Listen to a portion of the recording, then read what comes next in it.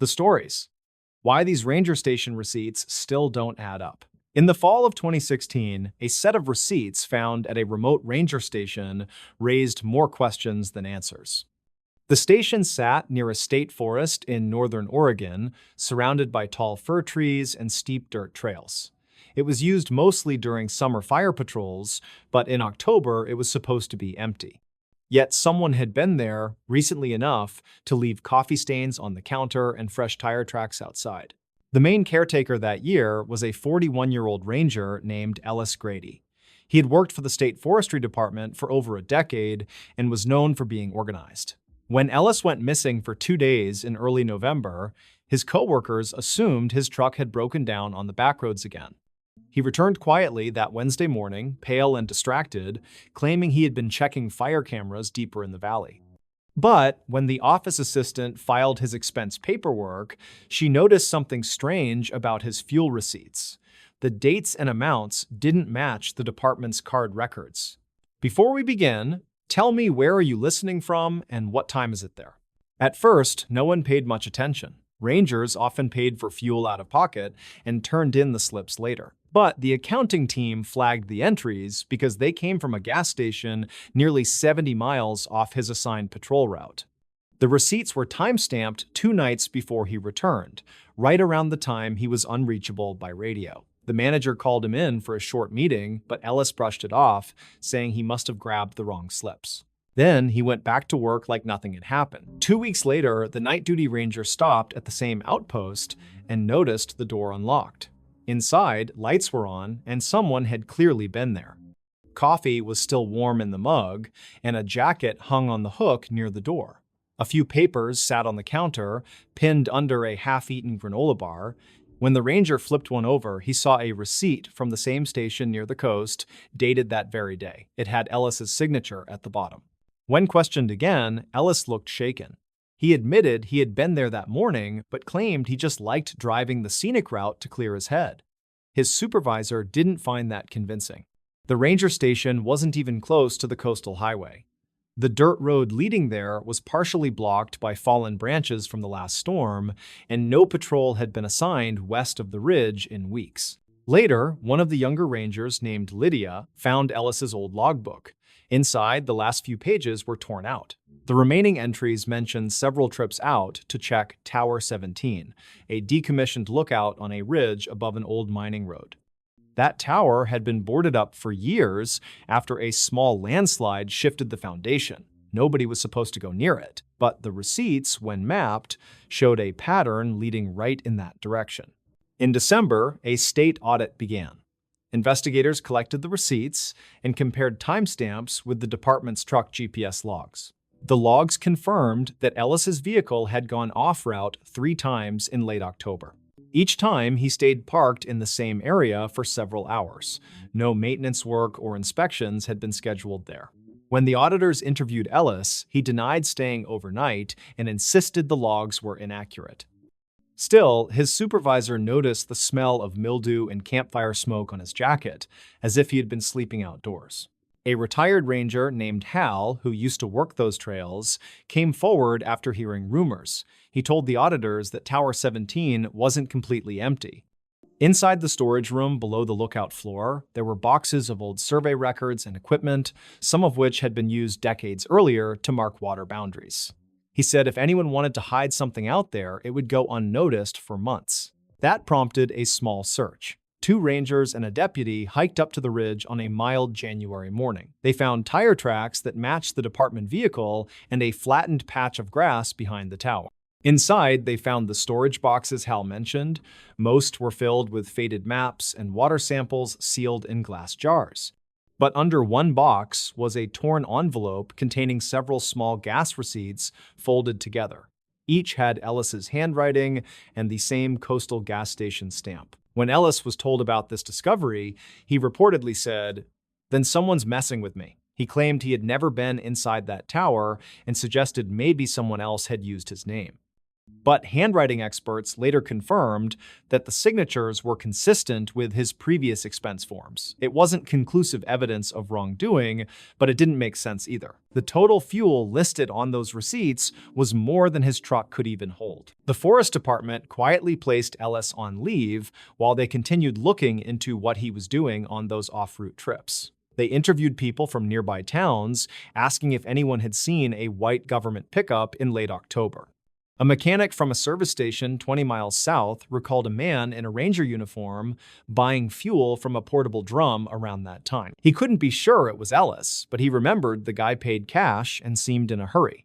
By early spring, the case went cold. The department moved on, Ellis resigned, and the receipts were boxed up with the rest of the audit files.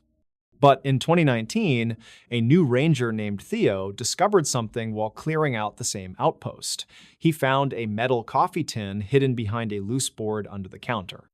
Inside were several folded papers, damp but legible. They were fuel receipts again, all from that same coastal station. The latest date was November 3rd, 2016, the night Ellis had gone missing. Each receipt had strange notes scribbled on the back. One read, "No radio past Ridge." Another said, "3 lights south of tower." The handwriting matched Ellis's older logs. The department contacted him again, but he refused to comment. A few weeks later, he reportedly moved to Montana and stopped responding to emails. Since then, the receipts have been filed in the regional archive. Some employees still talk about the case, mostly as a cautionary tale. Every few years, new staff find copies during routine checks and bring them up again, wondering what he was doing out there. The gas station itself closed down in 2017, so no new records could be verified. The old cashier who worked there remembered a quiet man in uniform coming in several times that fall, always after midnight, always buying coffee and fuel, never talking much. No criminal charges were ever filed. The department concluded there wasn't enough evidence to prove misconduct, only inconsistencies in the paperwork. Yet to this day, those ranger station receipts still don't add up. Some say Ellis was running a side job with off-book fuel sales. Others think he was covering up something that happened near that old tower. But whatever the truth was, it remains buried somewhere in the hills beyond the ridge, where the radios still go silent and the trail signs fade away each winter. The robber who never touched the floor and never got caught.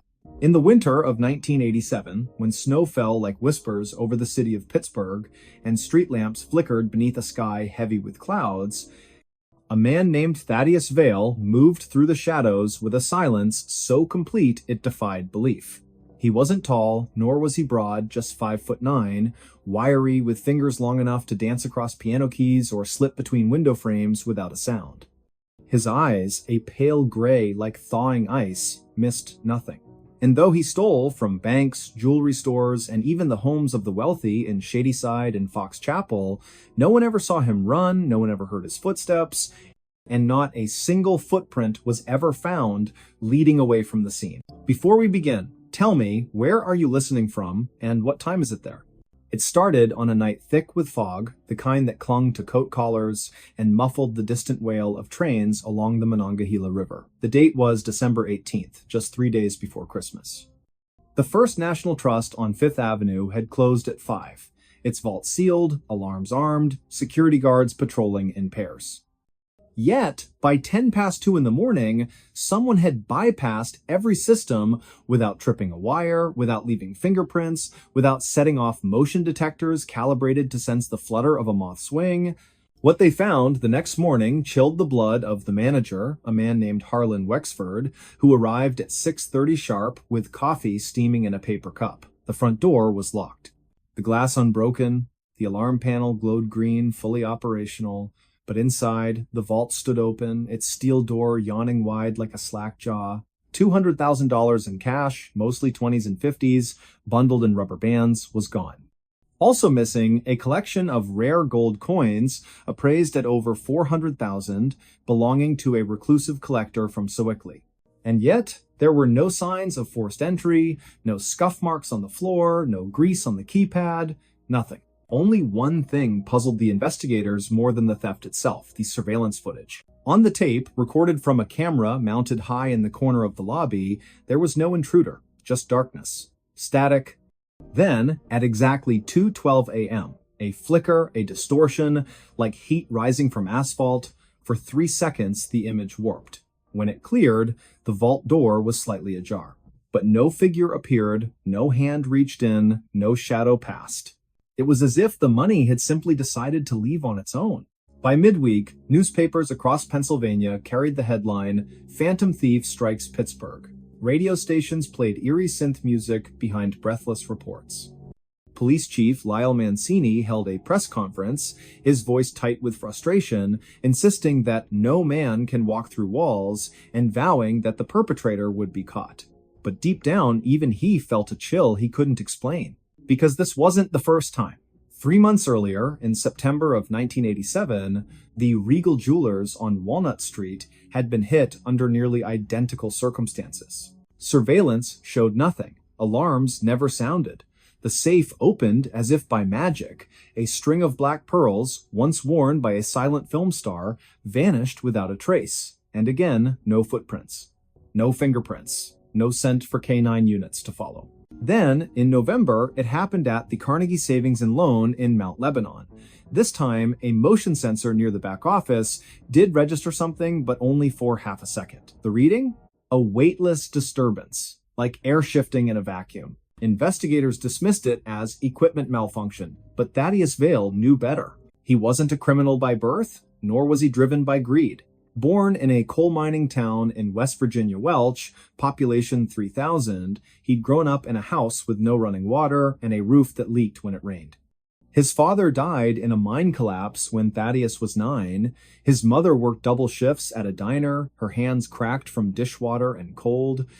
By the time he was 16, he taught himself to pick locks, not because he wanted to steal, but because he needed medicine for his younger sister, Lyra, who suffered from seizures doctors said were nervous in origin and expensive to treat.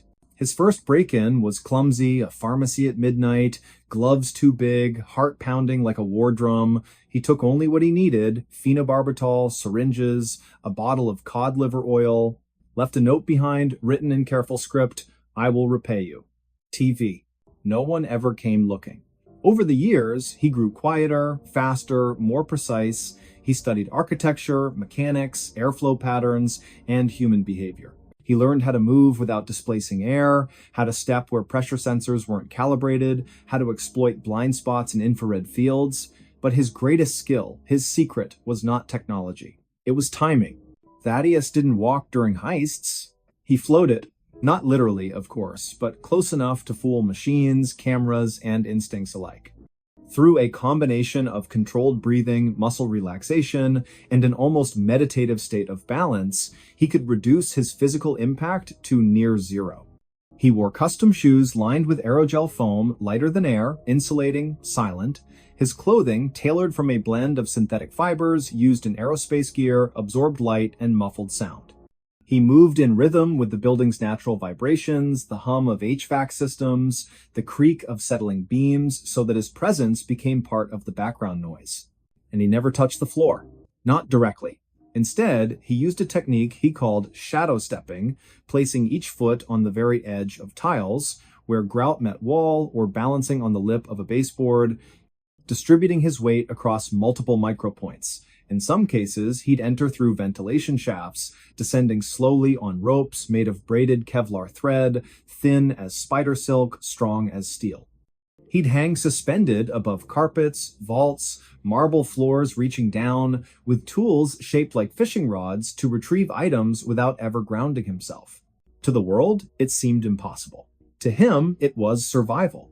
By early January of 1988, the FBI had assigned Agent Rhoda Keene to the case. A veteran of white-collar crime divisions, she'd transferred from Quantico after solving a series of art thefts in New Orleans using behavioral profiling. She was sharp, skeptical, and immune to sensationalism, but even she paused the first time she watched the grainy bank footage from Fifth Avenue.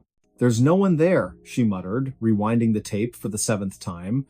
Her partner, Dale Haskins, leaned forward. "Maybe it's a glitch." "No," she said, voice low. "Look at the dust motes. See how they shift right before the vault opens? Something passed through. Something quiet." They began cross-referencing all previous unsolved thefts in the region. 8 in total, dating back to 1984. All shared the same pattern: no entry, no exit, no evidence. And in 6 of them, weather reports mentioned unusually dense fog on the night of the crime. Coincidence? Possibly. But then, on January 15th, 1988, the unthinkable happened again. This time, it was the home of Arthur Pembroke, a retired steel magnate living in a gated estate in Sewickley Heights.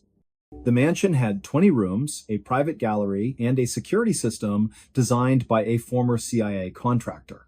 Motion sensors, laser grids, thermal imaging, everything. At 1:43 in the morning, the system registered a temperature fluctuation in the east wing. Not enough to trigger an alert, just a brief dip like a breath against glass. When Pembroke's housekeeper arrived at 7, she found the display case in the study shattered, not broken outward, but inward, as if crushed from within. Missing, a platinum pocket watch engraved with the coordinates of the Titanic's final resting place, and a letter signed by Thomas Edison promising collaboration on a wireless illumination device. Again, no prints, no alarms, no sign of struggle, but this time there was something new. On the marble floor, just beneath the shattered glass, lay a single playing card. The Queen of Spades, flipped face up. Agent Keene stared at it in the evidence photo, her pulse quickening. "He's communicating," she whispered. Haskins frowned. "With whom?" "With us," she said. "Or maybe with someone else." She ordered a full forensic sweep of all prior crime scenes, anything left behind, no matter how insignificant. And 2 days later, in a dusty envelope from the Regal Jewelers case, they found it a matchbook from a diner in Clarksburg, West Virginia. On the back, scribbled in pencil, "For Lyra. Soon." Keene traced the diner's records. Only one person had asked for directions to Welch that week, a man matching Thaddeus Vale's description, paying an exact change, wearing a long coat and sunglasses despite the overcast sky. She flew to West Virginia the next morning. Welch was a ghost of its former self, storefronts boarded up, miners out of work, children playing in empty lots where company houses once stood. She found the Vale residence, easily a sagging frame house on Sycamore Street, paint peeling, porch steps rotted, no lights on, no car in the driveway, but smoke curled from the chimney. She knocked. Silence. Then, the soft click of a lock. The door opened just enough to reveal a woman, thin, pale, wrapped in a wool blanket. Her eyes were red, her hair tied back with a frayed ribbon. "Yes?" she asked, voice hoarse. "Mrs. Vale," Keene said gently. "I'm Special Agent Rhoda Keene, FBI. I'm looking for your son, Thaddeus." The woman didn't flinch, didn't gasp, just exhaled slowly, like someone releasing a burden. "He's not here," she said, "and he won't come back." "Why not?" "Because he's done what he needed to do." Keene stepped forward. "Ma'am, your son is suspected in multiple thefts, over $1 million in losses. People are scared. We need to talk to him." The woman smiled faintly. "Talk to him? You think he'd let you catch him? You think he leaves tracks because he wants to be found?" She opened the door wider. Inside, the room was sparse wood stove, cot, bookshelf, crammed with engineering manuals and old medical journals. On the wall, a map of Pittsburgh was pinned with tiny red dots, each marking a location of a theft. But in the center, a photograph. A young girl, maybe 10 years old, smiling beside a hospital bed. A caption beneath, handwritten, "Lyra's first seizure-free year. She's alive," the woman said softly. "Thanks to him, the medicine, the specialists, the treatments they said we could never afford. He gave her time. 5 years. She passed last April. Peacefully." Keene felt her throat tighten. "And now?" she asked. "Now he's gone," the mother said. "Where? I don't know. Maybe helping someone else. Maybe just resting." She handed Keene a small box wrapped in brown paper. "This came yesterday. No return address. Just your name." Keene opened it. Inside, the Edison letter, the Titanic watch, and a note on thin stationery. "Return these. They were borrowed. T.V." No arrest warrant was ever served, no trial convened. The FBI closed the case in March of 1988, citing insufficient evidence and lack of identifiable suspect. The media moved on. The public forgot. But in quiet corners among locksmiths, security consultants, and urban legends, whispered in police academies, Thaddeus Vale became myth. "They say he still moves. On nights when fog rolls in from the rivers, when the wind carries the scent of coal and frost, some claim to see a figure drifting past windows, never casting a shadow, never making a sound. They say he doesn't steal anymore. They say he helps. A wallet returned to a college student who lost it on the T. A stack of bills slipped under the door of a family facing eviction. A prescription filled anonymously at a pharmacy in McKeesport. And sometimes, if you look closely at the snow-covered ground after such events, you'll notice something strange. No footprints. Just the faint impression of edges like someone walked on the very border of the world, never quite landing, never touching, never caught, and perhaps never meant to be. The stories. Phone recording documented their final minutes. The file that surfaced last winter was short and brutal, and local dispatch confirmed the voices matched a missing maintenance pair. Greta Lyle, 32, a small-town reporter, listened 3 times before writing anything because the last minute hid everything important. Greta lived in a valley where the hills felt close and the roads curled between pines that ate cell bars after mile 6. Her editor wanted a follow-up on the county's mothballed call boxes, and she planned a simple piece about budgets and weathered steel. The plan changed when a man left a padded envelope at the office desk, and the receptionist slid it toward Greta. Inside lay a cheap thumb drive and a handwritten note that said, "Play it now," which was not exactly subtle guidance. The audio began with tires crushing wet grit and a fan belt squeal, then a breathy laugh that carried a little nervous catch. A woman said, "Hit record anyway," and a man replied, "We will just send it to Burgess later," and gravel pinged the undercarriage. Greta paused there and rewound because archived calls mentioned a supply clerk named Burgess, and the tone was easy routine. Dispatch had logged their crew leaving the yard after lunch, and the destination was a ranger turnout near a decommissioned radio tower. The county named them as Mara Keene, 29, and Colby Ash, 33. Both contract road technicians paid hourly wages. They were fixing marker posts along a flood reroute where tourists kept missing the detour, according to a memo Greta later obtained. She kept a yellow notebook, and she recorded exact timestamps straight from the audio, then cross-matched with the dispatch exit time. Static rose and fell like weak FM, which fit a corridor where the timber wall trapped signals, something locals complain about every spring. The woman on the file spoke again, and her voice changed colors like people do when they feel watched, but pretend they do not. "Do you see that cone?" she asked, and the man said, "Not our brand." Then the truck door chirped, then another small, impatient silence. 2 clicks sounded like metal against plastic, which Greta later matched to the folding rod used to set reflective stakes at bends. A train horn cried far away with 2 short blasts, then 1, and Greta wrote that pattern down and circled it 3 times. A witness told her a freight line hugs the river, and the drainage there creates its own echo that stacks horns out strangely. If the pattern matched that schedule, she could place the recording on a map within minutes, which is all any timeline really needs. At 23 minutes in, a male voice new to the scene drifted across the microphone, thin and half-carried by the wind. "You folks need a hookup," he said. And a second voice we never hear again muttered something that sounded like numbers and road letters.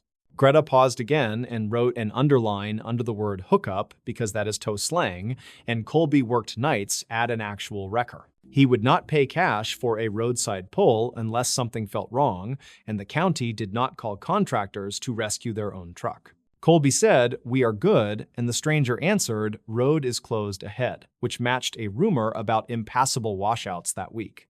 Greta called the county shop and asked about the washouts, and a foreman said the road was soft but open with flagged cones. The file captured an engine idling close, and a beeper chirped 3 times, the exact rhythm used by older reverse alarms on flatbeds. A chain clinked against a bumper, and the woman whispered, "We should go." Then the phone scuffed fabric as someone reset their grip.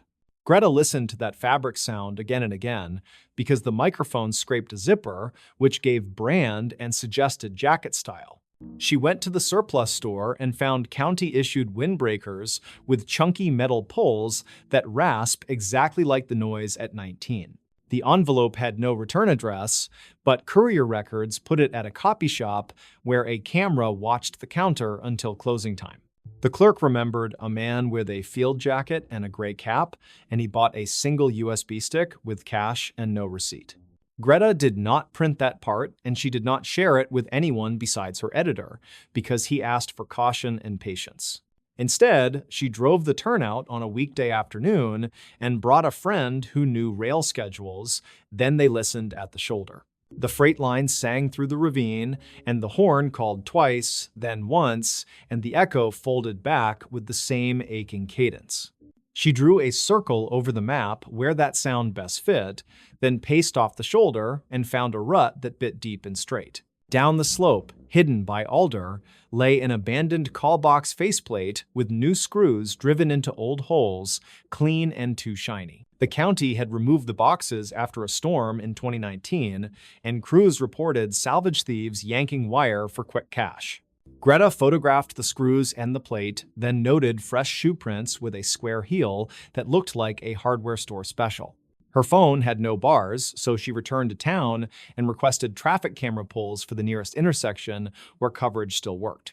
A state tech sent stills from a ridge camera that framed taillights heading toward the turnout after midday in a light, steady rain. One frame showed a retired tow truck with faded lettering, and the next showed the county pickup tucked behind it like a shy cousin. Greta played the audio again and caught a faint double click at 29, the sound of a handheld radio powering and squelching. That detail mattered because the county monitors one frequency while tow outfits use another, and she recognized the wrong hiss entirely. She interviewed a grocery clerk who stocked drinks near the bin of hand warmers, and he remembered selling 2 sleeves to a road tech. The receipt time sat within 10 minutes of the exit log, and his detail about the jacket patch matched the issued windbreakers perfectly. A bartender at the junction recalled a flatbed guy bragging about his old badge from a volunteer rescue club that folded years ago. He liked to flash it to get lanes cleared, and he kept a coil of chain in the cab, and he always smelled like 2 cycle gas. Greta ran the plate fragments from the ridge stills through a spreadsheet of county surplus auctions, and one number set rang familiar. A retired truck had been sold to a seasonal contractor 5 years back, and that contractor worked grading crews through 3 winters. She asked the yard boss for copies of work orders and found add-ons for road closures that never reached the public board for posting. 3 were billed to a line called Emergency Barricade Verification, which can pass quiet if everyone is cold and trying to go home. Greta returned to the file and let the final minute run without a pause, and the sound tightened like a knot being cinched hard. "Back it down," said the stranger, and another voice said, "Winch." Then the engine strained, then the woman whispered, "No, wait, please." Her phone captured boots on gravel and a hollow shutter like a box panel being struck by a fist, then a clatter of chains settling again. Colby said, "We are leaving," and the stranger replied, "Road is closed." Then something metallic squealed, and the microphone hit the seat. Greta recognized the squeal later when a mechanic showed her a retired foot brake on that model, which locks if someone yanks hard. A second engine revved and then drifted away, and the train horn cried again, which pinned the window tighter than any wristwatch could. The file ended with water, sound, and wind, and then a barely audible sentence that a lab enhanced for the sheriff before the case closed. A female voice whispered, "He is not alone," which fits the bartender's story, and one traffic still that shows a second vehicle tailing the flatbed. Greta never wrote the name of the contractor who later died in a solo wreck on a dirt connector above the timberline in early spring. The county cited the company for unpermitted closure devices, and a civil suit settled quietly after an insurance review and sealed filings. The recording was cited in the settlement as contemporaneous documentation, which means the phone created a timeline that prosecutors trust completely. It helped link unreported cones, a counterfeit callbox faceplate, and an old truck beeper that chirped a signature 3-note pattern. Greta visited the turnout one more time when the snow melted, and she stood where the ruts cut dark through the alder roots. She listened for horns and for chain, and she watched the waterline move, and she wrote names she would never print anywhere. A retired dispatcher took her call and confirmed that a training tape from 2015 uses the same 3 beeper chirps. It teaches rookies to ignore unauthorized closures unless a county badge verifies, because anyone can buy cones and a safety vest. Greta asked him what he remembered most from long nights watching a map blink, and he said mistakes always make more sound than luck. He said a good tech marks those sounds. Then he asked if she could hear her own pencil scratching when she replayed the last minute. She told him yes, and she told him about the zipper scrape that matched the metal pull, and he laughed, then he went quiet. He said that noise meant the person tried to pocket the phone without breaking the recording, which is a trick dispatchers teach. The bartender called once more and said a woman had started bringing flowers to the turnout, and she left them at the alder cut. He asked if Greta thought the woman was family, and Greta said she did not know and that strangers honor strangers more than most. The editor killed 2 paragraphs about the towing club because it would invite noise, and he preferred the clean arc of small clues. Greta agreed, because the point was not a club or a badge or a wreck, but the way ordinary objects built a clear end. She listened one last time and heard something she had missed, which happens when minds want answers and forget to trust the quiet. The very first second carried a shy sigh like people make when they press record and pretend they are not scared of new evidence. Greta printed that detail and moved it near the top, and she explained that simple acts create proof that survives strangers and storms. She never used the word hero, and she never used wild language, and she left the title to her editor, who kept things plain. When the story ran, the county announced a permanent fund for roadside beacons that log closures to a public map without excuses. Visitors call it the green light board, and techs call it the quiet wall, and the valley calls it the keen rule. Greta keeps the thumb drive in a small drawer, and she checks the timestamps now and then, and they have not changed. She believes the last decision Mara and Colby made was to document, and that choice laid stepping stones across a very dark place. The valley will always have roads that curl into quiet, and someone will always think cones look official when no one is watching. She writes that the recording made their last minutes heavier than memory, which fades and bends, and lighter than rumor, which never ends. On clear nights, the ravine carries sound like a wire, and 2 short horn calls followed by 1 still tag the hour. Greta parks on the shoulder, keeps her phone in her pocket, and lets the quiet work without her voice explaining every piece. The story of the thumb drive is not about a monster in the trees or a curse pinned to bad weather. It is about a phone and a breath, and the way background noises can draw a map that people can follow later. She ends notes with a sentence she never printed, because printed promises feel heavier than memory deserves when strangers are gone. Someone pressed record, and someone stayed brave for long enough, and the evidence they made did not let the valley forget. The urban legend that locals swear is real and won't talk about at night. In the hollowed hills of northern West Virginia, where the trees grow thick and the valleys swallow sound like secrets never meant to be spoken, there's a stretch of road locals avoid after sundown. Not because it's dangerous in the usual way, no sharp curves, no history of accidents, but because something walks there, something that doesn't belong. The road is called Hollow Creek Lane, winding through the unincorporated township of Gormley Mills, a place so small it doesn't appear on most maps, and so quiet that even birds seem reluctant to sing past twilight. Before we begin, tell me, where are you listening from and what time is it there? It was late autumn in the year 1987 when the first official report came in, not to the sheriff's office, but whispered between neighbors over cracked porcelain cups of black coffee. A woman by the name of Thalia Mercer, who lived alone in a weather-worn clapboard house just off Hollow Creek Lane, claimed she saw a figure standing at the edge of her cornfield one evening. She said it wasn't tall, not exactly, but wrong its limbs too long, its head tilted at an angle that made her stomach twist. It didn't move, didn't blink. Just stood there, facing her porch, as if waiting for an invitation she had no intention of giving.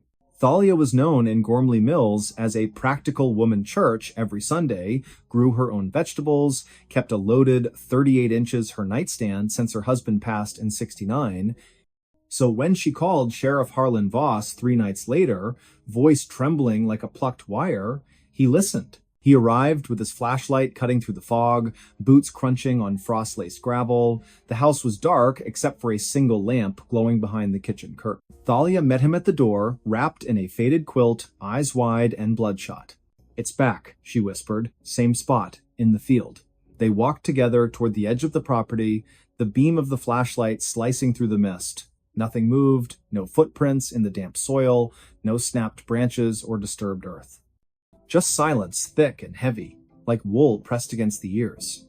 Then, from somewhere deep in the corn rows, a sound. A low, wet clicking, like stones being rolled in oil. Sheriff Foss aimed the light, the stalks swayed slightly, though there was no wind, and then nothing. The sound stopped. The air stilled. They stood there for nearly 10 minutes, neither speaking, both feeling watched. Sheriff Foss told Thalia to stay indoors, lock the doors, and call him if anything changed. He drove away slowly, scanning the rearview mirror until the house disappeared behind the trees. He filed a report the next morning, possible hallucination due to stress or sleep deprivation, but privately he marked a note in his personal ledger, Hollow Creek, November 3rd, Thalia Mercer. Heard something, felt something, can't explain. That winter was harsh, long stretches of snow, power outages, roads blocked for days. But people in Gormley Mills noticed other things too. Dogs refused to go into backyards after dark. Chickens vanished without signs of struggle. And on still nights, when the moon hung low and yellow, some swore they heard voices calling from the woods, voices that didn't sound human. Children were kept inside after 6, porch lights stayed on all night. Conversations about Hollow Creek Lane ended quickly, often with a shake of the head and a muttered phrase, "Best not talk about it." Then, in early spring of 1988, a teenager named Corwin Bellwether went missing. He was 16, lanky, with a stutter he'd been trying to overcome since childhood. Corwin liked to walk at night, said it helped him think. His mother, Elspeth, would beg him not to go down Hollow Creek Lane, but he always shrugged and said, "Nothing out there but trees and dirt." On the night of March 14th, he left after dinner with a notebook in his pocket, claiming he was writing poetry for school. He never came back. Search parties combed the woods for weeks. Bloodhounds picked up his scent near the creek bed, then lost it abruptly, as if he'd stepped off the face of the earth. A week later, his boots were found placed neatly side by side at the base of an old sycamore, roots tangled like knuckles. No body, no blood, no explanation. The official cause of disappearance? Presumed runaway. But in Gormley Mills, folks knew better. They looked at each other in church pews, eyes shadowed, lips tight. They didn't say much. But they stopped walking that road entirely. Years passed, the story faded mostly. New families moved into the valley, drawn by cheap land and quiet living. They laughed at the old tales. Ghosts, they'd say. Come on. But then, little things started happening. Lights flickering in empty rooms, cold spots in hallways. One woman, Miriam Huxley, claimed she saw a figure in her bathroom mirror one night, a man with sunken eyes and a mouth sewn shut with black thread. She screamed, turned on the light, and it was gone. The next morning, she found a single muddy footprint on the linoleum leading from the bathtub to the door, but the windows were locked. The house had no basement access. In 2005, a documentary crew from Pittsburgh arrived, determined to debunk the myth. They set up cameras along Hollow Creek Lane, motion sensors, audio recorders. For 2 nights, nothing. On the 3rd, at precisely 2:13 in the morning, every device failed simultaneously. The footage showed only static, but audio captured a whisper, faint at first, then clearer. You're not supposed to see. When the lead technician reviewed the files, he noticed something else. In the background, beneath the static, a rhythmic tapping 3 slow knocks, pause, then 2 quick ones, like a code or a warning. He played it for an elderly resident named Otis Grindle, who'd lived in Gormley Mills his entire life. Otis listened once, turned pale, and said, "That's how they used to signal before the mine collapsed in '49. Only the men trapped underground knew that pattern." He refused to speak another word on the subject. By 2012, Hollow Creek Lane was officially closed. The county put up a rusted gate, chained and padlocked, with a sign that read, "Road closed, no trespassing." But kids still dared each other to go. Teens from nearby towns would drive up on weekends, flashlights in hand, laughing nervously as they approached the gate. Most turned back before reaching the tree line. But a few went further. One such group, in October of 2017, included a boy named Jory Linthwaite. He was 17, curious, raised on horror films and internet creepypastas. He didn't believe in ghosts, he believed in adrenaline. That night, he and 3 friends cut the chain with bolt cutters and slipped through. They brought cameras, a Ouija board, even a EVP recorder. They set up camp near the old sycamore where Corwin's boots were found. At first, it was jokes. Flashlight beams dancing through the trees, mocking whispers. Then, around 1 o'clock, the temperature dropped sharply. Breath came out in thick clouds. Their phones died, one by one. Then the recorder picked up a voice, clear, childlike, but distorted. "Don't look behind you." All 4 spun around. Nothing there.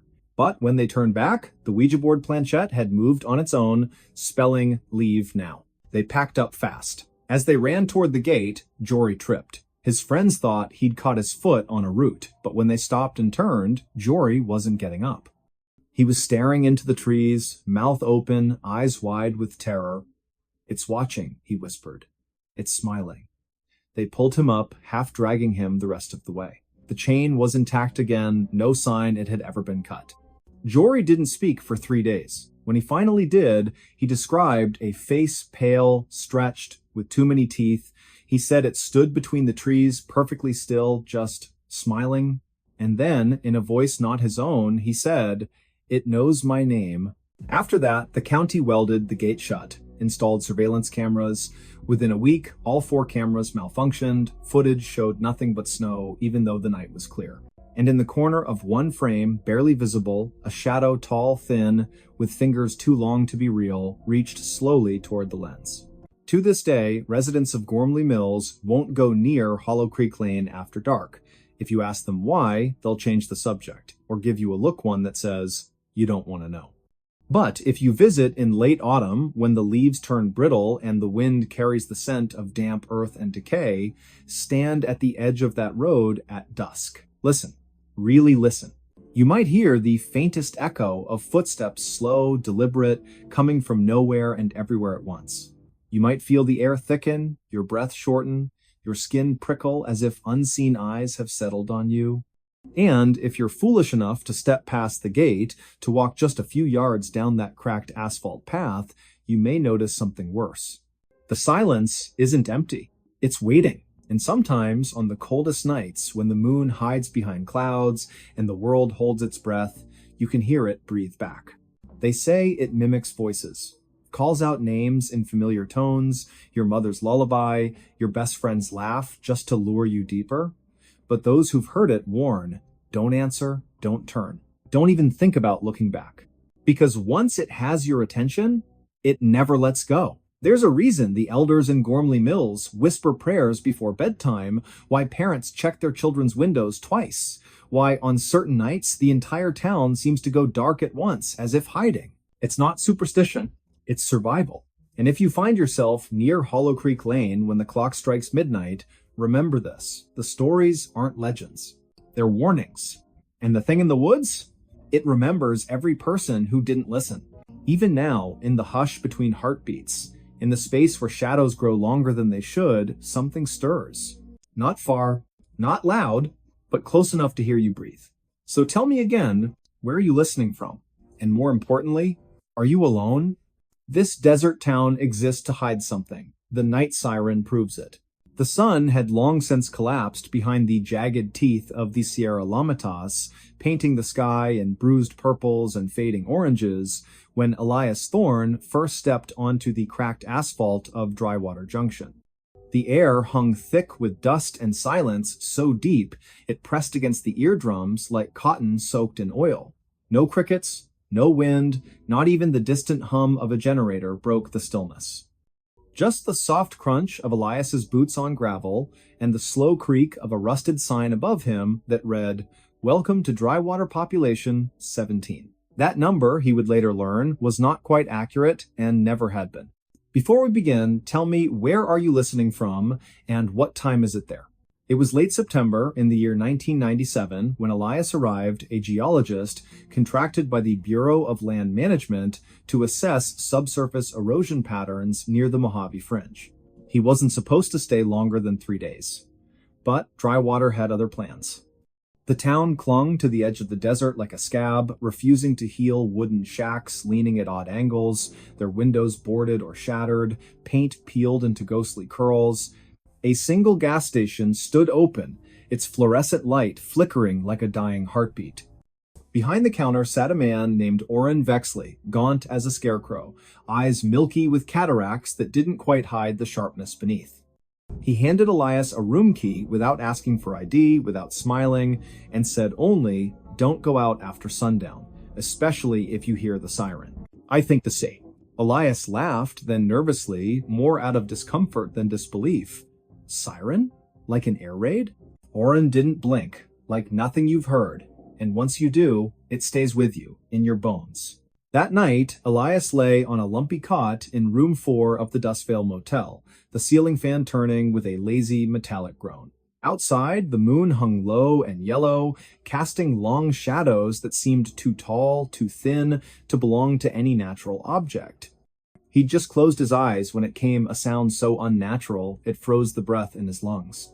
It began faintly, like whine through a canyon, but quickly swelled into a high-pitched wail, melodic yet dissonant, rising and falling in intervals that defied human tuning. It wasn't electronic. It wasn't animal, it carried weight like something ancient being dragged across stone. The siren pulsed through the walls, vibrating the glass in the window, making the metal bedframe hum. And beneath it, almost imperceptible, were voices whispering, overlapping, speaking in no language Elias recognized, yet somehow understood in flashes. "They watch from below," one seemed to say. "The hollow ones, remember." He bolted upright, heart hammering, sweat slick on his neck. He reached for the lamp, knocking over a glass of water. The siren stopped instantly. Silence crashed back like a slammed door. No birds, no footsteps, nothing. He waited nearly an hour before daring to peer outside. The street was empty, but in the dirt beside the motel's foundation, something caught his eye: footprints. Small, barefoot, too narrow to be human. They led from the edge of the lot toward the dry riverbed, vanishing where the sand turned black and glassy, as if scorched by fire. The next morning, Elias tried to ask about the siren at the diner, the Rust Spoon, a dim place with cracked vinyl booths and coffee that tasted like burnt rubber. A woman named Merelda Cray sat nursing a cup, her hair pulled back so tightly it made her cheekbones look like knife edges. She looked up when Elias mentioned the sound. "You heard it," she said flatly, not a question. "I did. What is it? Some kind of test? Military?" Merelda set her spoon down with a click. "The siren calls them, brings them closer. We used to have a curfew during the war, World War II, 1943, when the army came through. Built something underground, said it was radar, but the siren started then. First time, then stopped for years, came back in 1978, again in 1989.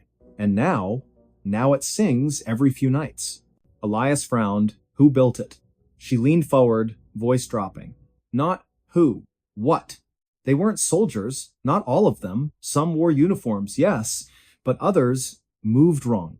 Too smooth, too quiet. One of them, he had no shadow." Elias wanted to dismiss her as paranoid, superstitious, but the footprints, the silence, the way the townspeople avoided certain streets after dark. And Orrin, when questioned, simply muttered, "We keep the lights off, we don't answer doors, and we never, ever whistle at night." Curiosity became obsession. Over the next week, Elias combed through the county archives in nearby Blythe, though most records from the mid-20th century were missing or burned. What he found instead were fragments, a classified project codenamed Operation Hollow Veil, referenced in a declassified memo from the Department of Defense dated March of 1944. Mentioned briefly, acoustic resonance experiments conducted in isolated zones intended to disrupt enemy signal propagation, but the location was redacted. Only a grid coordinate remained, plotted directly beneath Drywater Junction. He returned with a ground-penetrating radar unit borrowed under false pretenses. Working under cover of darkness, he scanned the area near the old rail spur, half a mile east of town. At a depth of 230 feet, the machine picked up a vast hollow chamber circular, approximately 300 yards in diameter. And inside, intermittent pulses of energy, rhythmic, like a heartbeat.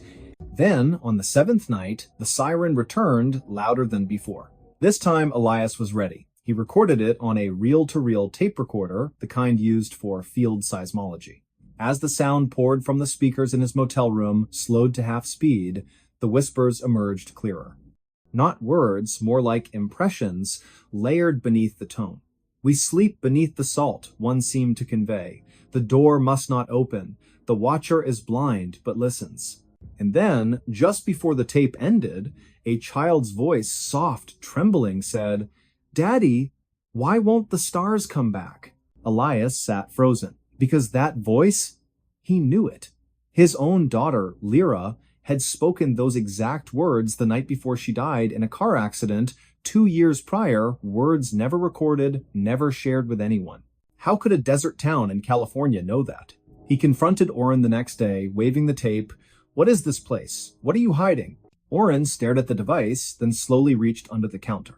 He placed a small object on the glass, a rusted metal disc, etched with symbols that looked neither human nor machine-made. Angular. Flowing. Alive. "This was found in the shaft," Oren said. 1951. By a miner named Heston Pike. He went mad within a week. Spent his last days scratching equations on his cell walls. Said the siren wasn't a warning, it was a lullaby, meant to keep something asleep. Elias's hands trembled. Asleep? Oren nodded. Underground. Beneath the old test site. The government thought they were building a bunker, but they weren't digging down, they were uncovering something that was already there. Long before us. Long before anything. And the siren? Elias whispered. It sings to it, calms it. When the power fails, or when someone like you pokes too hard, the song fades, and it stirs. That night, the electricity cut out across Drywater. No explanation, no surge, just darkness. Elias stood at his window, watching. Every house was dark, except one. A small cottage at the edge of town, its porch light blinking in a pattern. 3 short, 3 long, 3 short. Morse code? SOS. But no one went to help. Instead, doors locked, windows shuttered, and from somewhere far below, a deep subsonic rumble began, felt more than heard, like the earth itself grinding its teeth. Then, faint at first, the siren rose again, this time not from the town, but from beneath it. And this time, it wasn't singing to keep something asleep. It was screaming because it had woken up. Elias grabbed his gear and ran for his truck. But as he turned the key, the engine wouldn't catch. Again. Again. Nothing. He looked up and froze. Standing in the middle of the road, silhouetted by the pale moon, was a figure. Tall. Thin. Limbs too long, moving with a jerking grace, like a puppet tested by invisible strings. Its head tilted slowly, unnaturally, until it faced him. No face, just smooth skin, stretched tight.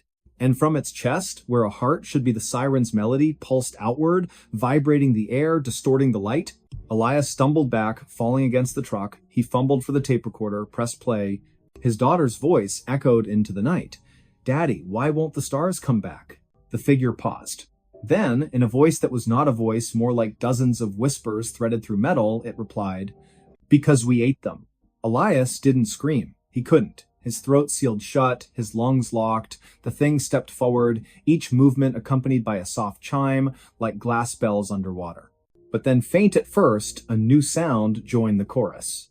From the gas station, Oren had climbed onto the roof. In his hands, a battered horn, an old railroad signal, rusted and dented. He blew into it with all his strength. A deep, mournful note rolled across the desert. The figure stopped, turned. Another blast, and another. From other houses, lights flickered on. Not electric oil lamps, candles. People emerged, carrying instruments. Tin whistles, hand drums, a warped violin. They formed a circle around the edge of town and began to play not music, but a complex sequence of tones rising and falling in precise patterns. The siren from beneath the earth faltered. The figure twitched, then slowly, painfully sank to its knees. its form blurred like heat over asphalt and then collapsed into a pile of fine gray ash. Silence returned. But not peace. Oren approached Elias, breathing heavily, the horn dangling from his fingers. "You shouldn't have come back," he said. "Now it knows your voice, knows your grief. It'll call to you again. In dreams, in static, in the silence between radio stations." Elias swallowed. "What was that thing?" "A scout," Oren said. "A listener, sent ahead. If the song stops for too long, they send more, and if the song dies completely, he didn't finish." "What happens?" Oren looked toward the horizon, where the first hint of dawn stained the sky blood red. "The sky goes dark, not at night, forever, and the ones below climb up." Elias left Drywater the next morning. Officially, he filed a report citing geological instability and abandoned infrastructure. Unofficially, he destroyed the tapes, except one. The one with his daughter's voice. He kept that buried in a safe behind a false wall in his Denver apartment. But sometimes, on still nights when the power blinks, he hears it, a faint, melodic wail, coming not from outside, but from within the walls. And when he presses his ear to the plaster, he doesn't hear the siren. He hears knocking. 3 taps. Pause. 3 more. Then a whisper. "Let us sing you to sleep." To this day, no satellite imagery shows Drywater Junction clearly. Clouds always seem to gather above it, even in drought. GPS signals fail within a 5-mile radius.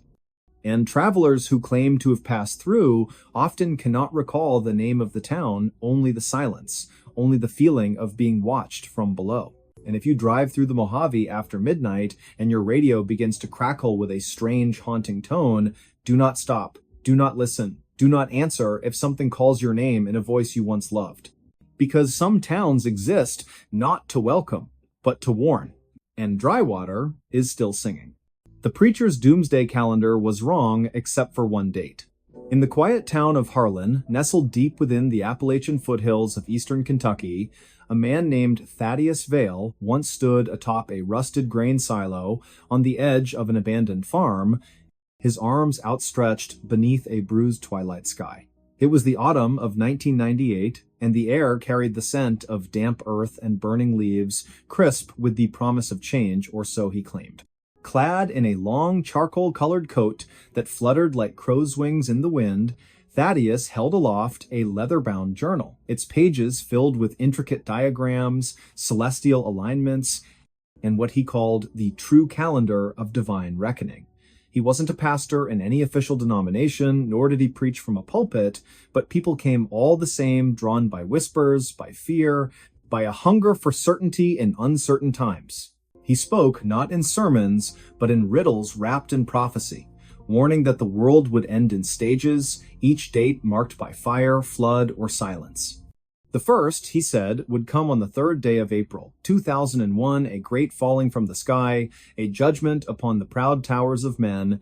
Then, on the 9th day of July, 2003, rivers would run black and the stars would blink out for 7 hours. By the winter solstice of 2005, he declared, every mirror in the world would crack at exactly 3:17 in the morning, Eastern Standard Time. His followers, numbering nearly 400 at their peak-sold homes, quit jobs, and gathered in communal shelters built from scrap wood and salvaged metal, waiting. But none of it happened. April passed without incident. July brought only heat and thunderstorms. On that winter morning in 2005, people woke to find their mirrors intact, their coffee still warm, the world stubbornly ordinary. Disillusionment spread like frost across a window pane. Families left, supplies dwindled, the shelters fell into disrepair, overtaken by kudzu and foxes. Thaddeus himself vanished shortly after, last seen boarding a Greyhound bus bound for Memphis, his journal tucked beneath his arm, his eyes hollow with something between regret and defiance.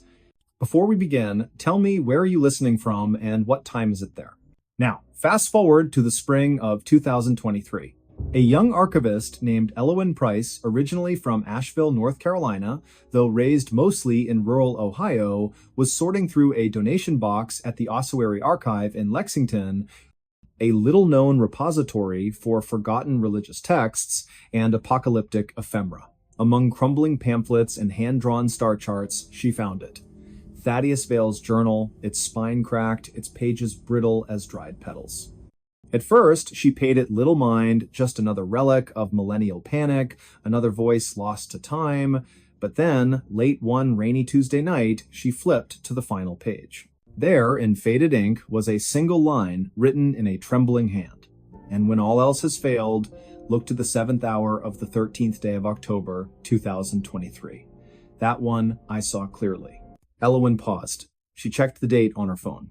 October 13th, 2023, exactly 1 week away. She told no one at first. Not her supervisor, Dr. Calix Renner, a stern man with wire-rimmed glasses who believed fervently in cataloging, not interpreting. Not even her roommate, a folk musician named Jory, who played a battered upright bass and claimed to speak in dreams with dead jazz trumpeters. But she couldn't let it go. There was something about the phrasing, the specificity, the weight of it. It didn't sound like the rambling of a madman. It sounded like a confession. So she began to dig. Thaddeus had based his calendar on a blend of numerology, obscure biblical exegesis, and astronomical cycles, particularly the precession of the equinoxes and the rare alignment of Jupiter and Saturn known as the Great Conjunction. Most of his calculations were flawed, built on misreadings of ancient texts and self-invented ciphers. But this final date, October 13th, 2023, coincided with nothing major in the astronomical record. No eclipse, no meteor shower, no planetary alignment of significance. And yet Elowen noticed something strange. On that exact day, at precisely 7 o'clock in the evening Eastern Daylight Time, the moon would be at perigee, the closest point to Earth in its orbit, and positioned directly over the central United States. At that moment, the sun would have just set in Harlan, Kentucky. Coincidence? Perhaps. But then she found a second clue. Buried in an old police report from November of 2005, a year after Thaddeus disappeared, a deputy in Harlan County mentioned investigating a small fire at the remains of one of the doomsday shelters. Inside, scorched but legible, was a chalkboard with the same date, October 13th, 2023. Beneath it, someone had written, "It isn't destruction, it's remembrance." Elowen's breath caught. She booked a train to Harlan. The journey took nearly 10 hours, winding through the Blue Ridge Mountains, past coal towns with sagging porches, and churches painted white with peeling trim. When she arrived, the air was thick with the smell of pine and distant rain. Autumn had already begun to paint the hills in amber and rust. She checked into a modest inn called the Hollow Pines Motel, room number 6, where the heater rattled and the curtains smelled faintly of mildew. That evening, she drove out to the old shelter site, guided by GPS and a hand-drawn map she'd copied from the journal. The structure was gone, only a concrete slab remained, half swallowed by ivy and wild blackberry vines. But, as she stepped onto it, something shifted in the air. A stillness. A hush, as if the forest itself were holding its breath. She pulled out her phone, opened the voice recorder, and whispered, "It's October 12th. Tomorrow at 7 p.m., I'll be back." She returned at 6:45 the next evening. The sky was overcast, pale gray, streaked with violet at the edges. A cool wind moved through the trees, making the leaves shiver like hands in prayer. She sat on the edge of the slab, her jacket pulled tight, watching the minutes tick by on her watch. 6:52. 6:55. 6:58. At 6:59, the wind stopped. Not gradually, not fading. It ceased as if cut by a blade. Silence pressed down, thick and unnatural. No birds, no crickets. Even the distant hum of a highway seemed to vanish. Her pulse quickened. She glanced around, half expecting shadows to move on their own. Then, at exactly 7 p.m., a single tone echoed through the valley, low, resonant, like a bell struck deep underground. It lasted only 3 seconds, then faded, and just as quickly, the wind returned, rustling the branches, breaking the stillness. Elowen stood frozen, her skin prickled. She reached into her bag and pulled out a portable spectrum analyzer she'd borrowed from a physics professor friend, something meant to detect electromagnetic anomalies. To her astonishment, it had recorded a brief spike in low-frequency waves at exactly 7 o'clock frequency, matching no known natural source, and lasting precisely 2.8 seconds. She stared at the screen, heart pounding. Was it man-made, a military test, a geological event, or was it impossibly something else? She spent the next 6 months chasing answers. She interviewed elderly locals who remembered Thaddeus Vale, some with reverence, others with scorn. One woman, Mavis Cray, who had been 16 when the shelters were built, recalled seeing Thaddeus standing alone at midnight on New Year's Eve, 2000, staring at the stars and weeping. He kept saying, "I got most of it wrong, but one day I saw it clear." Another man, a retired geologist named Silas Tovey, confirmed that the region sat atop a network of ancient quartz veins, minerals known to amplify electromagnetic signals under certain conditions. Could Thaddeus have known? Had he discovered something by accident, by vision, by madness that science had yet to explain? Elowin published her findings in a small academic journal, careful not to claim proof, only possibility. She titled it Anomalous Temporal Events and the Psychology of Prophetic Failure. It garnered little attention except from one person. A letter arrived at the archive 6 weeks later, postmarked from Boise, Idaho. No return address.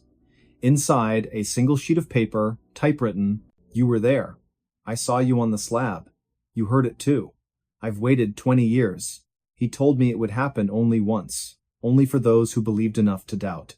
Tell me, did you feel it?" Not sound, not vibration, but memory.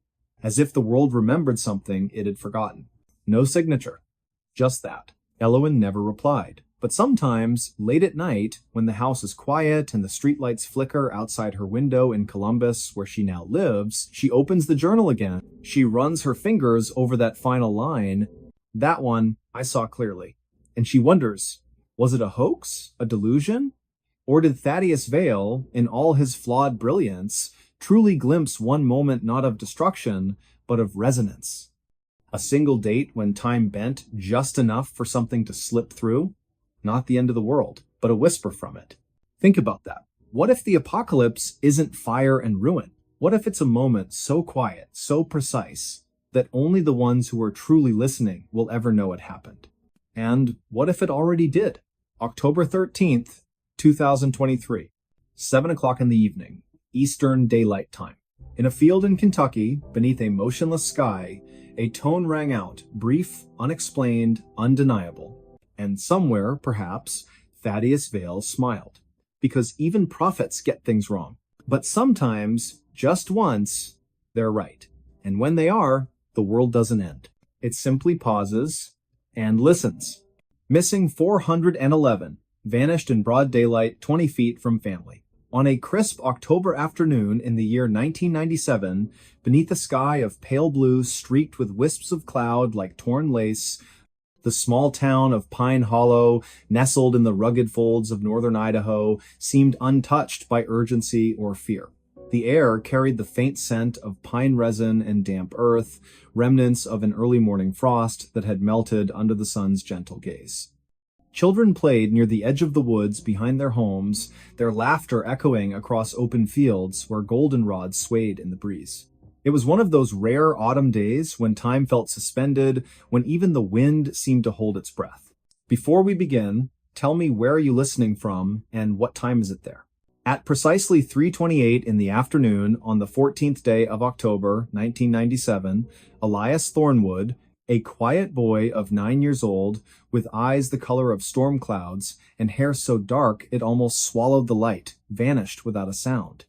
He wasn't taken from a dark alley, nor snatched during a thunderstorm, nor lured into the shadows by a stranger with hollow promises. No, he disappeared in broad daylight, just 20 feet from where his family stood, gathered in their backyard for a simple Sunday gathering. The Thornwoods lived in a modest 2-story cedar house at the end of Hemlock Lane, a gravel road fringed by towering pines and thick underbrush.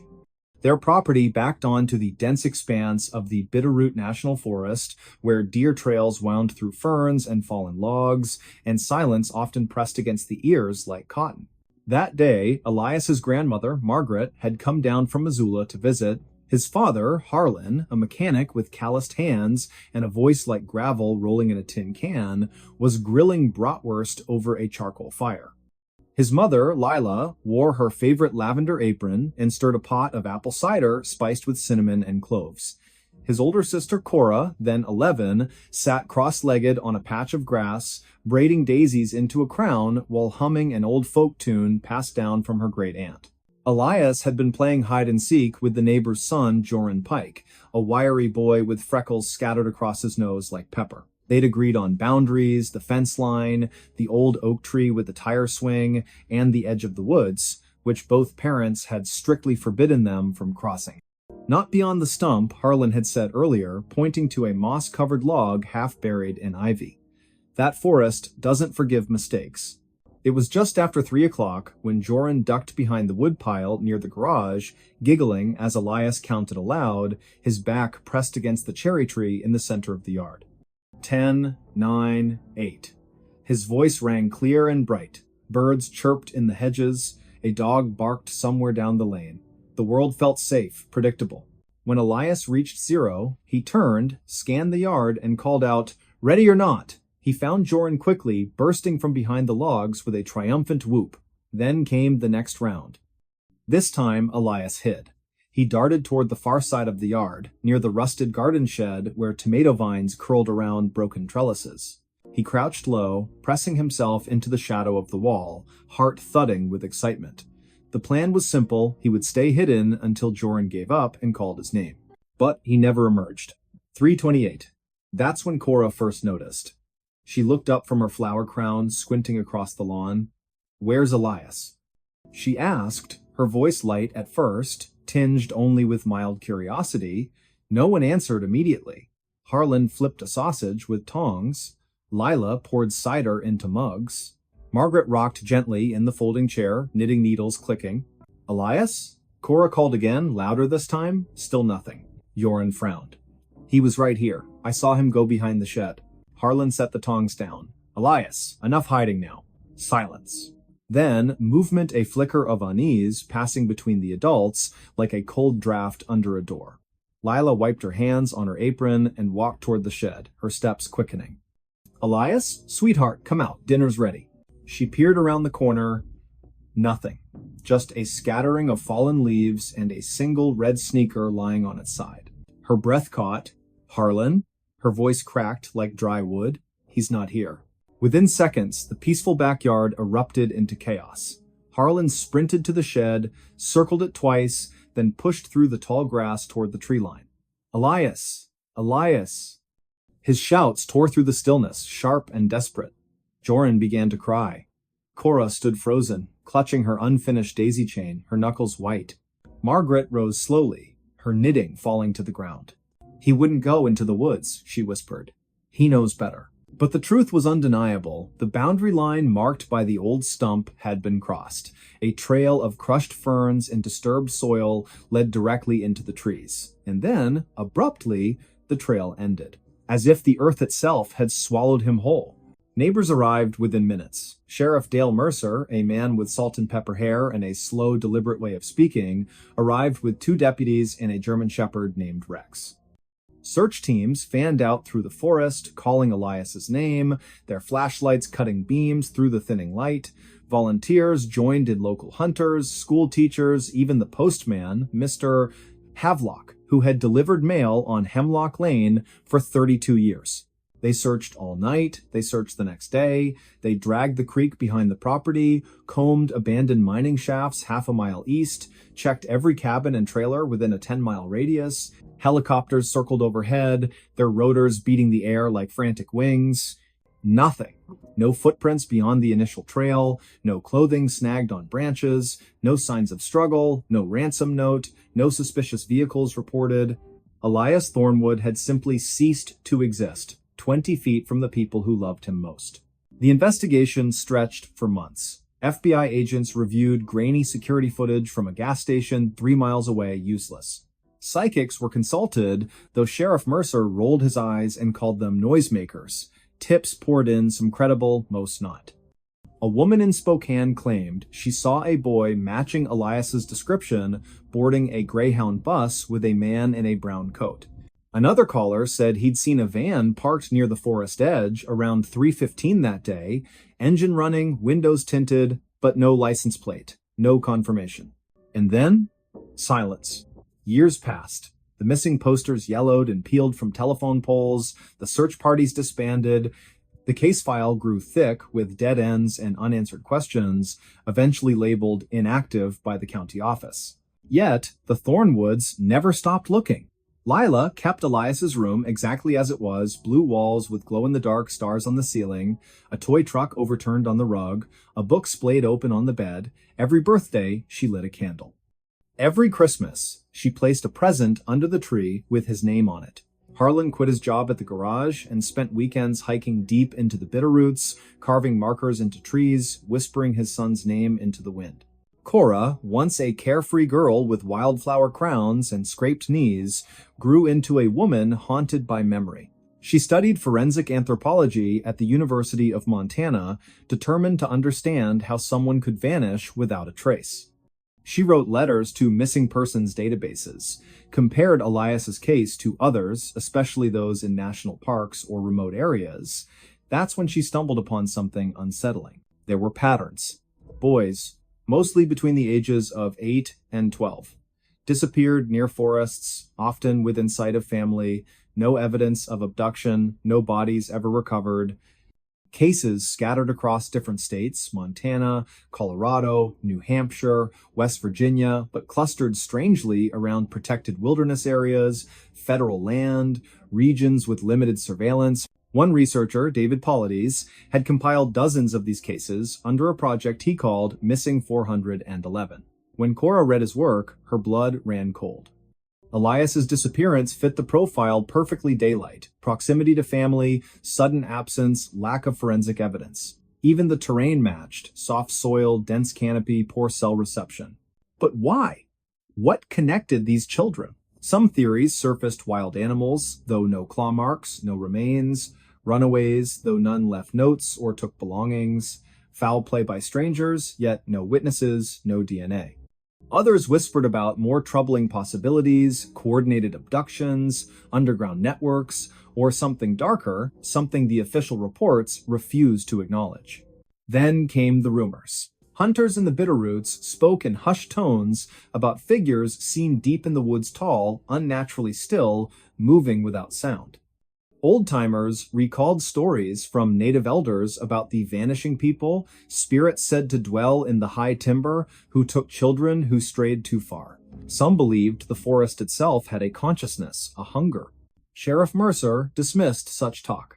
"Grief makes people see ghosts," he said once, leaning against his cruiser outside the diner on Main Street.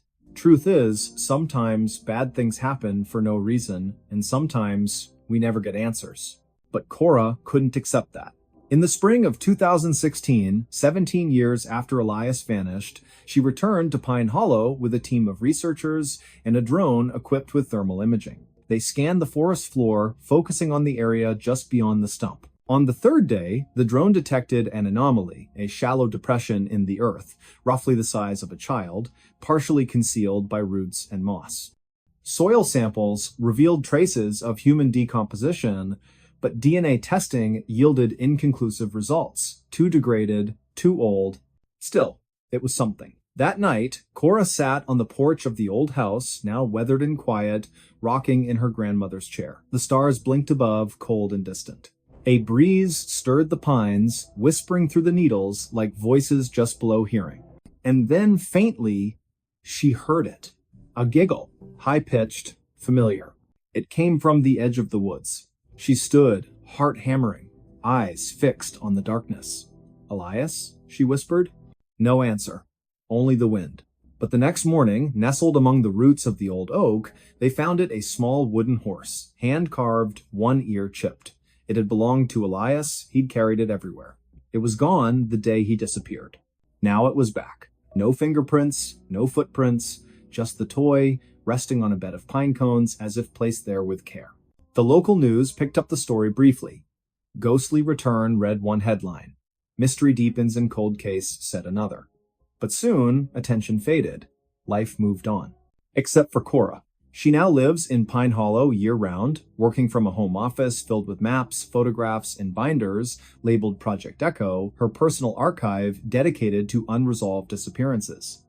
She gives lectures at universities, appears on podcasts, urges families to speak up, to question, to remember. And every October 14th at precisely 3:28 in the afternoon, she walks to the edge of the woods, stands at the moss-covered stump, and calls her brother's name. Sometimes, she says, the wind answers. Other times, the silence is unbearable. But she continues, because as long as one person remembers, Elias Thornwood is not truly gone. And perhaps, just perhaps, he is waiting. Waiting for someone to finally listen. To finally look not just outward into the trees, but inward into the spaces between memory and myth, where truth sometimes hides in plain sight. Like a child behind a garden shed, smiling, counting down until someone finds him, or until the forest takes another. 1972 prophecy predicted the end. What happened next is worse.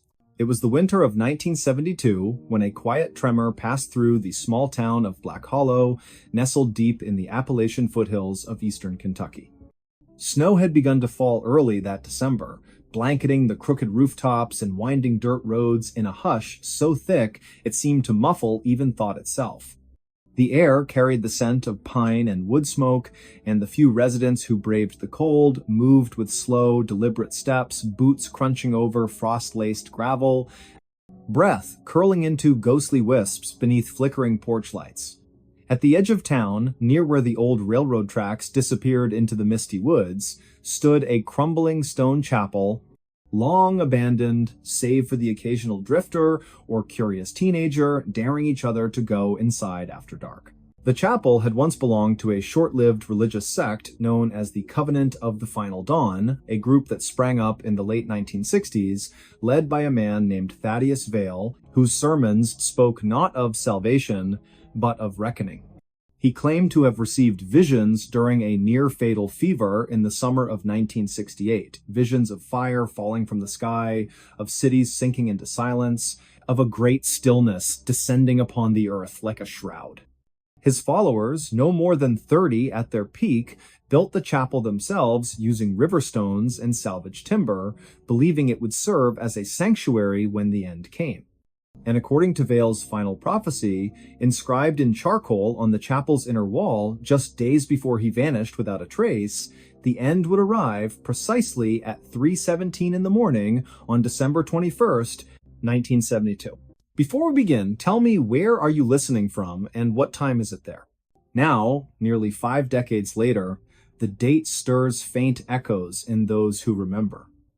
Not because the world ended that night, but because something far more unsettling took place instead.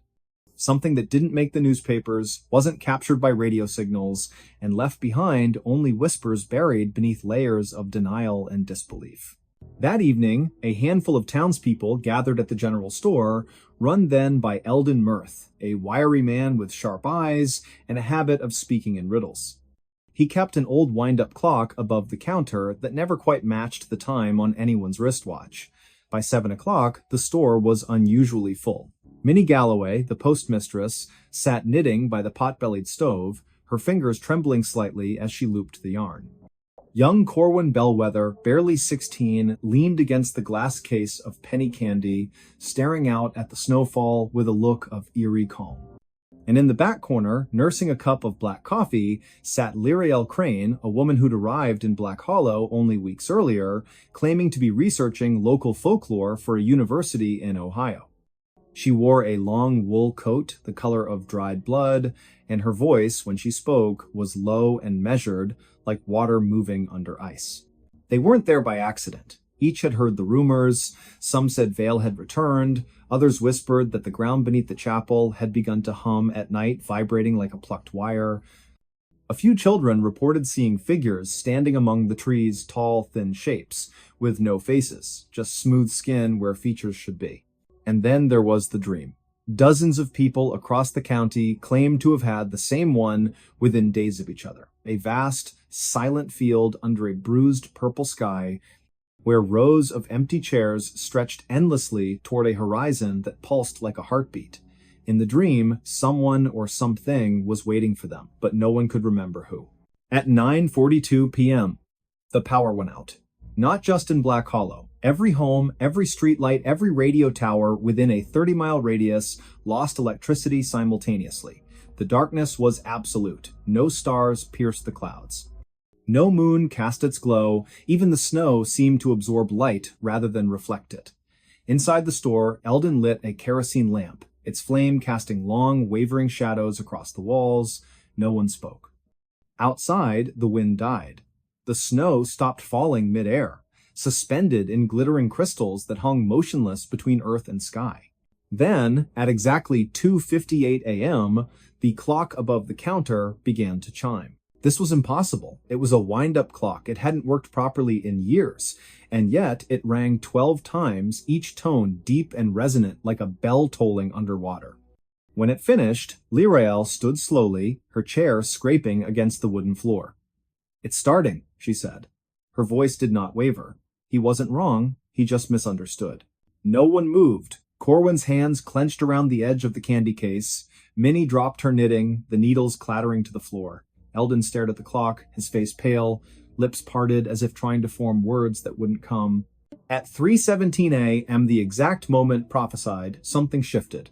It wasn't an explosion, not an earthquake, not even a sound at first. It was a sensation, as if the air itself had grown thinner, as if reality had exhaled and forgotten to inhale again. The suspended snowflakes began to fall once more, but slowly, too slowly, like sand through an hourglass turned sideways. Then, from the direction of the chapel, a single note rose a tone so pure and high it made the teeth ache. It lasted only seconds before fading into silence. And then, the lights returned. Electricity surged back through the lines, radios crackled to life with static, the clock above the counter stopped chiming, frozen once more at 10 past 10. Outside, the snow fell normally, birds chirped in the trees. The world seemed unchanged. But it wasn't. Over the next few days, things began to unravel, not all at once, but in quiet, insidious ways. People reported missing hours. Corwin swore he'd walked to the chapel that night, though his boots were dry and untouched by snow. Minnie found letters in her mailbox addressed to people who had died years ago, written in handwriting she recognized but couldn't place. Eldon discovered that his wind-up clock now ran backward, its hands creeping counterclockwise with unnerving precision. And Lirael? She disappeared the next morning, leaving behind only a notebook filled with symbols and dates. Dates that stretched far beyond 1972, looping forward into the 21st century and beyond. One page bore a single sentence written in careful script. The end did not come. It arrived earlier, and we simply failed to notice. Black Hollow never recovered its sense of normalcy. Not really. Children born after that winter often spoke of dreams they couldn't explain, of standing in line, barefoot on cold stone, waiting to cross a bridge that led nowhere. Some grew up unable to feel fear. Others could not cry. A few claimed they remembered lives they'd never lived, names they'd never been given, cities that didn't exist on any map. The government eventually sent investigators, men in dark coats, who asked questions but took no notes. They visited the chapel, found nothing but dust and mildew, and declared the site structurally unsound. It was demolished in the spring of 1973. No records remain of what they may have seen or chosen to ignore. Yet, the strangest part isn't what happened that night, it's what continues to happen. Because every December 21st at precisely 3:17 in the morning, clocks across the region stop. Not all of them, just enough. And in homes near the old rail line, people wake suddenly, hearts pounding, convinced someone has just whispered their name. The air grows thick, breathing becomes difficult, and for exactly 13 seconds, the world feels hollow, as if something vital has been removed, replaced by a perfect, echoing absence. Scientists have offered theories, geomagnetic anomalies, infrasound waves, mass hallucination triggered by seasonal affective disorder, but none can explain why dogs refuse to bark during those seconds. Why newborns delivered at that exact time never cry. Why, in rare cases, individuals report seeing a figure standing at the foot of their bed, tall, gaunt, wearing a long coat, holding a notebook open in one hand, writing steadily with the other, and perhaps most chilling of all, why some who experience it claim to recognize the figure, not from photographs, not from stories, but from dreams, from memories that don't belong to them. In the years since, scattered accounts have surfaced: letters tucked into library books, audio recordings uploaded to obscure corners of the internet, diary entries found in attics after the owners have passed. All speak of the same phenomenon, all mention the date. All describe that 13th second, the pause in existence, the breath held too long, the sense that something ancient and patient is watching, waiting, counting. One such account came from a retired schoolteacher in rural Indiana, writing in 2015. I was only 6 when it happened, but I remember the silence. My mother used to say, the world stopped spinning for a moment. I didn't believe her until I felt it again last year. It's getting longer. Not much, maybe half a second more than before, but it's growing. And I hear them now, faintly, like voices through a wall. They're calling names, not ours, names from before. Another, a geologist working in New Mexico, recorded a series of seismic readings taken on December 21st, 2019. His instruments detected no earthquake, no tremor, just a single, isolated pulse of energy emanating from somewhere deep beneath the Appalachian Range. The waveform resembled nothing natural. It looked, he wrote, like a heartbeat, but one that shouldn't exist. And then there's the recording, widely dismissed as a hoax, that surfaced on a now-deleted podcast in 2022. It begins with ambient noise, wind, distant traffic, the rustle of fabric. Then, at exactly 3:17 a.m., everything cuts out. For 13 seconds, there is only silence. And then, just as abruptly, a voice, soft, genderless, speaking in perfect English with no discernible accent, says, "We are sorry, it must be this way. You were never meant to wake up." The recording ends there. To this day, no one knows who made it or why. But here's what no one wants to admit. The prophecy wasn't wrong. It was precise. The end did come on December 21st, 1972 at 3:17 in the morning. But it wasn't the end of the world. It was the end of reality, at least, the reality we believed we inhabited. What followed wasn't destruction. It was replacement, a subtle, seamless overwrite. Like changing film in a projector while the audience watches, unaware the image has shifted. Those who felt it, the ones who woke in terror, who sensed the absence, who saw the figure in the coat, they're the ones who almost broke through. And the ones who remember fragments, who carry the weight of knowing something is deeply off, they're not crazy, they're the survivors of a transition no one else acknowledges. And the worst part? It's still happening. Every year, the pause grows. Not enough for most to notice. But for those sensitive to the shift, the ones who've always felt out of step with the world, who dream in colors that don't exist, who hear music when no one is playing, it's becoming harder to ignore. Time doesn't flow the way it used to. Memories blur at the edges. Faces in photographs seem subtly wrong. Loved ones sometimes speak with slight delays, as if echoing from a room just out of reach. And in the deepest hollows of Appalachia, where the trees grow too close together and the fog never quite lifts, locals still avoid the old rail path after midnight. Hunters refuse to camp near the ruins of the stone chapel. And on cold December nights, when the wind howls just right, some swear they can hear faint chanting words in no known language, rising from beneath the earth. They say Thaddeus Vale didn't vanish, he was taken, not killed, not imprisoned, but promoted, given a role in whatever lies beyond the veil. And the notebook Lirael left behind? It wasn't a record of the future, it was a ledger, a list of names, of souls who resisted the change, of those who might, one day, need to be corrected. So when you hear your clock tick strangely tonight, when your dog whimpers at nothing, when you wake suddenly, certain someone called your name, but no one's there, ask yourself, did the world survive 1972? Or did it merely continue pretending?